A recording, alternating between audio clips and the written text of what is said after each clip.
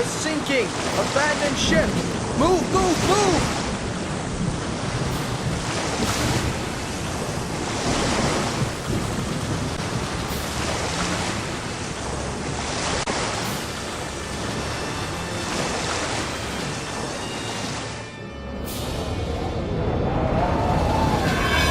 Francis!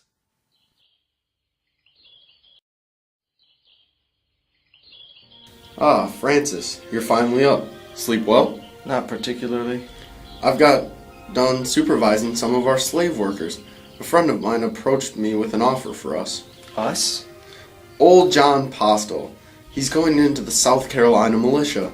He wants us to come along so we can help him defend the border from the Cherokee. No, I've got to stay here. And do what? Tend to the plantation? You need to do something with your life, Francis. Gabriel, I've already tried doing something with my life and I almost lost it.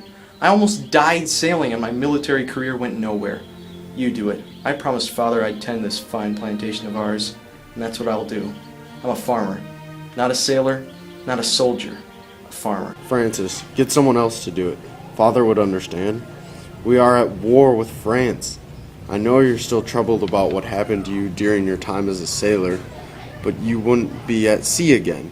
You'd be on land. I've seen how skilled of a horseman and marksman you are. Let's defend the border together. It wouldn't be the same being in the militia without my young brother at my side. Gabriel, you're gonna get yourself killed.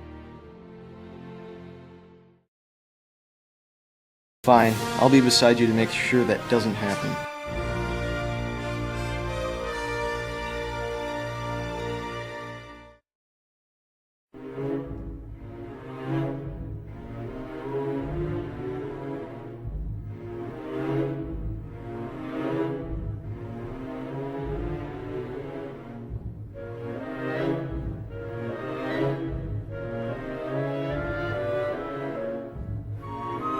You need to do it now, Marion. I know, Captain Moultrie, but it's almost suicide. I understand why you're concerned, but it has to be done.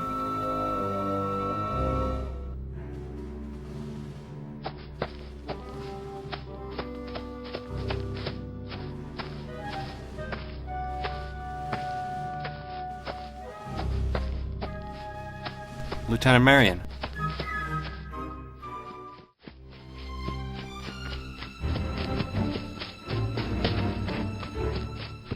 I found your sword next to the creek. You should be careful where you leave that thing, otherwise the blade might get rusted into the scabbard. Oh, thank you. I never caught your name earlier. Martin. Benjamin Martin. Pleasure to meet you, Mr. Martin. Excuse me. Yes? Where are we heading to next? Near Echo. What'll we be doing there? We're gonna get ambushed. Listen up, men! Waiting for us out near Echo is an ambush. The way's gotta be cleared for when the regulars come later on this trail.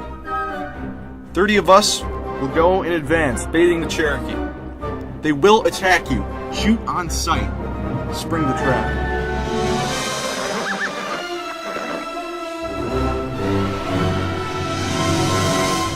Now, I've heard these Cherokee are mighty swift. They can come out of nowhere. So be alert.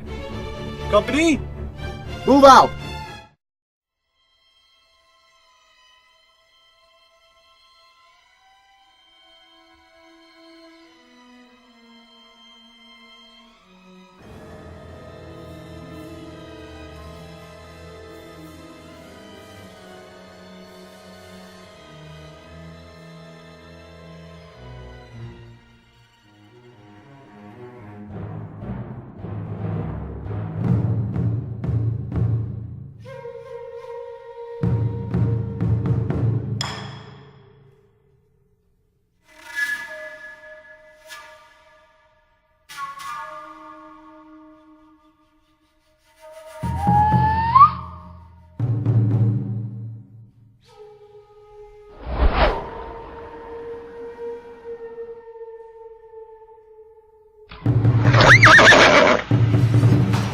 Firemen! Fire!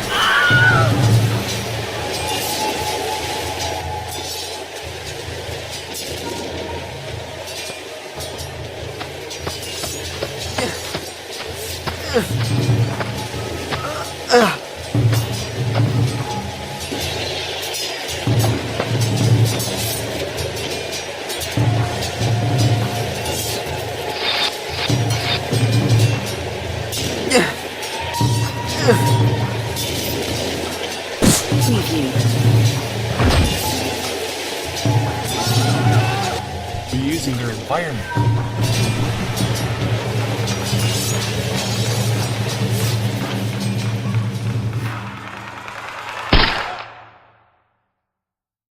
Major, how many men did we lose? Well, sir, we had 30 men when we embarked. How many did we lose? There's 9 of us left, sir. Even though 21 of us were killed, we did succeed in scaring off the Cherokee. Sir, are you alright? 21 men under you were just helplessly slaughtered. I'll be alright. Did you see the way those Cherokees attacked us? Even though we knew they were coming, they took us totally by surprise. It's just unsporting. Wrong. It's ingenious. We proceeded by the order of Colonel James Grant to burn down the Indians' cabins. Some of our men seemed to enjoy this cruel work, laughing very heartily at the curling flames as they mounted loud crackling over the tops of their huts. But to me it appeared a shocking sight. Poor creatures. Thought I, we nearly need not grudge you such miserable habitation. But when we came according to others to cut down the fields of corn,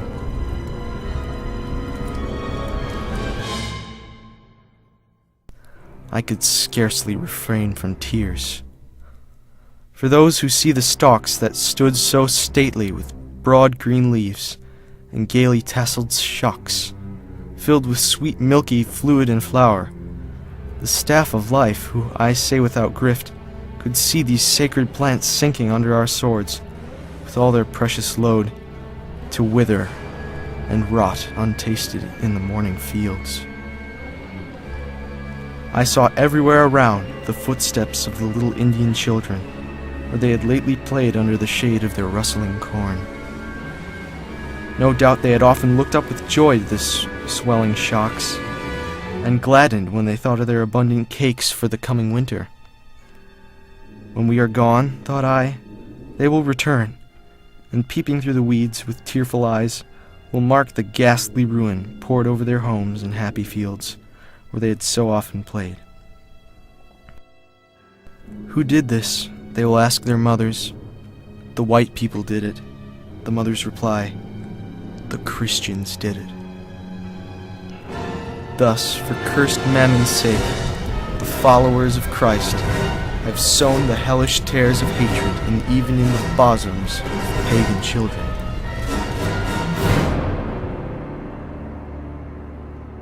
Benjamin, did you see what we did? Yes? We destroyed their homes, their livelihoods. I know. Sadly, this isn't the first time I've done this. I took part in the massacre at Fort Wilderness. I highly doubt that story. Oh well, it doesn't matter. Do you still regret destroying their villages and their lives?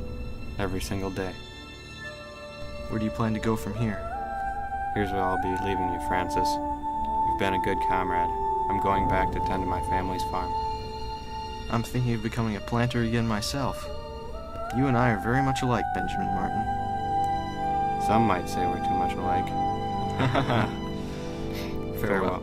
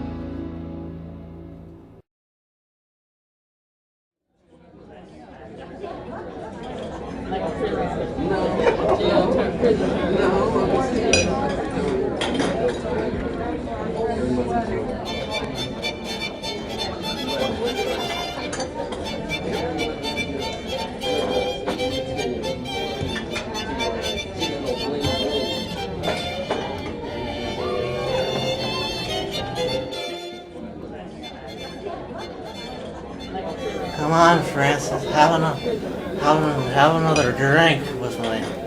Oh, come on. Oh, no, thank you. I believe I've had far too many already. So, Francis, how was the siege at Savannah? Oh, wasn't the...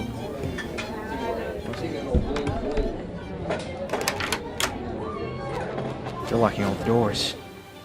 I'm trapped. Oh, gentlemen, will you excuse me? What's he up to? He must really be drunk.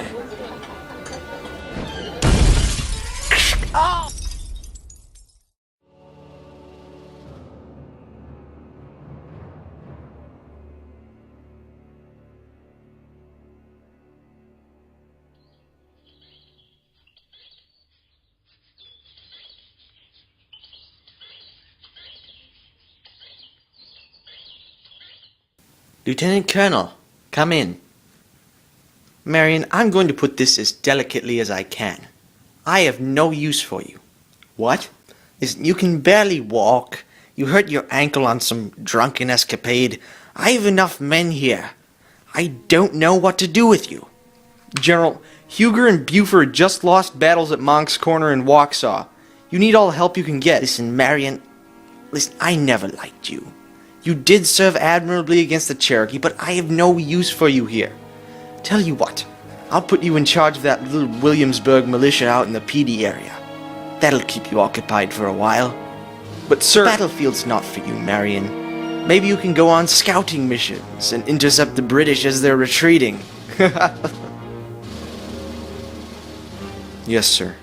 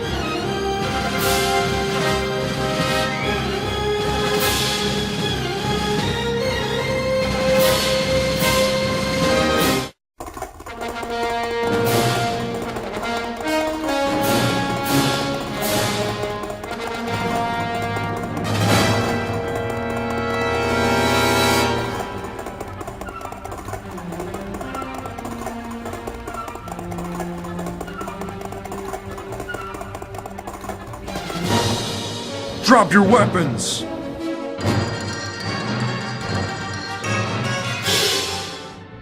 I'm looking for the Swamp Fox, Francis Marion.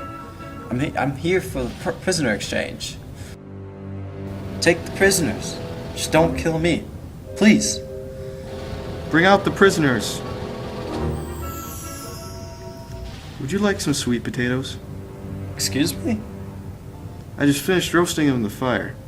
Just because we're out in the middle of nowhere doesn't mean we can't be civilized. Who pays you to attack us? No one. We survive on what we get from the attacks. Supplies? The same. You have uniforms? We lack proper ones, but we manage. It's fantastic. You have nothing, yet against us, you're unstoppable. Yes, even the loyalists refuse to fight me. Mr. Marion, sir, I've come to a quick decision. And that is? I'm done fighting for Queen and country. You've shown me the lengths that you people will go to, fighting for what you believe in.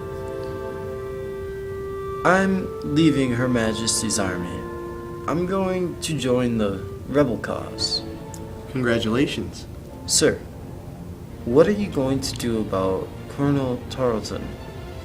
He's sworn to capture you and kill you. I'd like to see him try.